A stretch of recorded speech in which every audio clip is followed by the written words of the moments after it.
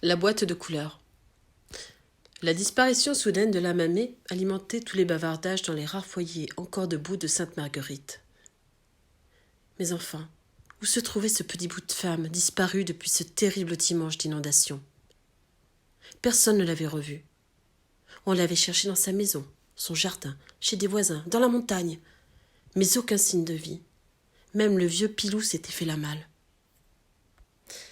Il fallait se résoudre à l'idée que la doyenne du hameau et son petit chien avaient sans doute été emportés par les flots de la rivière Ragonette, devenu l'espace d'une nuit un monstre tentaculaire.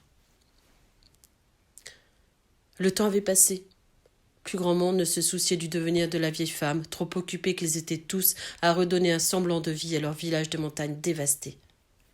On ne pouvait blâmer ces pauvres gens, dont la plupart avaient tout perdu. Les routes étaient coupées, les maisons effondrées, les cultures noyées. Quant au bétail, par un instinct féroce de survie, il avait fui vers les sommets. Bien sûr, Sainte-Marguerite ne possédait aucun réseau de quelque sorte. Alors que faire de la petite maison qui menaçait de s'écrouler? Du verger et du potager étrangement épargnés. On ne connaissait aucune famille à Madeleine, ni vu un seul homme la courtiser. Ses origines et l'acquisition de sa propriété demeuraient un mystère total dont les villageois se moquaient pas mal. La vieille femme était aimée de tous, le cœur sur la main, attentionnée, gâtant les petits avec ses tartes gorgées de sucre et distribuant plus grand confitures, fruits de son verger, légumes et surtout herbes médicinales de son potager. Il fallait donc conserver coûte que coûte la galinette, comme si l'avenir de Sainte-Marguerite en dépendait. C'était sans compter sur la solidarité de toute une population. Chacun, du plus jeune au plus ancien, y alla de son huile de coude et releva ses manches. Le hameau mit des mois à panser ses blessures. La rudesse de la vie épargnait encore les plus forts, mais le manque de nourriture se ressentait sur les plus faibles. Les villageois se résignaient. Sainte-Marguerite était vouée à disparaître. C'est en décembre que le miracle s'accomplit après des jours de durs efforts. Ce matin-là, le père Goutte, on le nommait ainsi car le vieux souffrait, outre d'une cirrhose déjà bien amorcée, de fréquentes crises de gouttes, ne pouvait même plus regarder son gros orteil sans vociférer contre cet appendice hors norme. Il devenait urgent de trouver un remède, ne serait-ce que pour préserver la bonne audition de chacun. La petite du vieux se chargea héroïquement de cette mission qui lui incombait. Elle avait déjà vu faire la mamée. Quelques herbes magiques se trouvaient encore dans le bahut de la cuisine qui donnait sur le verger. Le soleil illuminait la petite pièce d'un pâle rayon traversant l'unique fenêtre. Marie-Lou ouvrit la porte du placard et, sur la pointe des pieds, du bout des doigts, prit sur le dernier rayonnage le sachet de jute qui renfermait la potion pour son papé. D'un seul coup, elle bascula en arrière et se retrouva les 4 fers en l'air. Elle jura, elle aussi, en examinant l'énorme rouleau de papier dessin qui venait de s'écraser au sol. S'ensuivit sur son occiput une vieille boîte métallique de sablé breton remplie de crayons multicolores. La petite, oubliant son bleu aux fesses et la bosse qui se dessinait sur son front, écarquilla grand ses yeux émerveillés. « De quoi dessiner pendant de longues années? Quelle chance !» se dit-elle. Oubliant les râles au loin du vieux, Malou, de son petit surnom, se mit à rêver en mâchouillant un crayon et regardant par la fenêtre.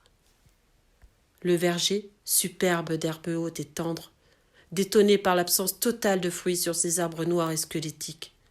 Plus une pousse non plus dans les carrés potagers. Quelle tristesse toute cette manne perdue. Allongée sur le ventre, la fillette prit un autre crayon, marron celui-ci, et instinctivement dessina les contours des arbres du verger. Y ajouta des touches de vert pour des feuilles, de rouge pour des pommes, de jaune pour des poires. Sa main ne pouvait plus s'arrêter de dessiner. Bientôt tous les arbres du verger envahirent sa feuille. Ce fut le tour du potager et ses bêtes, ses carottes, ses herbes aromatiques et médicinales. Malou avait dessiné des heures. Le vieux s'était lassé, ses plaintes avaient cessé. Il avait dû s'endormir dans ses effluves d'eau de vie. Il fallait vite rentrer, mais avant tout, trouver une cachette pour son trésor. Le lendemain et le jour suivant ne seraient plus jamais les mêmes. Le maire en personne courut toquer à toutes les portes. « C'est extraordinaire, c'est un miracle, venez voir, c'est fou !» répétait-il en boucle, ivre de joie. Les villageois se rassemblèrent derrière leur mère et, piqués de curiosité, le suivirent jusqu'au verger de Madeleine. Là, et par centaines, se trouvaient des orangers, des dattiers, des noyers et autres noisetiers, des amandiers, des manguiers. Le sol était jonché de nougats, de calissons. Les melons d'eau et autres pastèques sortaient de terre comme escargots sous la pluie. Un véritable jardin d'Éden. Malou, qui tenait la main de son grand-père, requinqué par quelques onguents, venait de comprendre. Elle courut dans la cuisine de la mamée, tira de dessous l'armoire son dessin. Intrigués, les badauds l'avaient suivi. « C'est la mamée qui nous remercie d'avoir pris soin de sa maison et de ses jardins. Regardez !» Elle brandit alors son immense dessin sur le regard de la foule ahurie. Tous les détails pensaient dans la tête de la petite fille. Oui, tout était en lieu et place à l'identique de son tableau imaginé. Mais en cette période de fête, les pommes, les poires et autres cardons avaient été remplacés par les 13 desserts de Noël. La foule n'en croyait pas ses yeux. Il y avait de quoi. Et cria à tue-tête le prénom de mamie. Malou passait de bras en bras, on l'embrassait, lui caressait les cheveux. Le village était sauvé.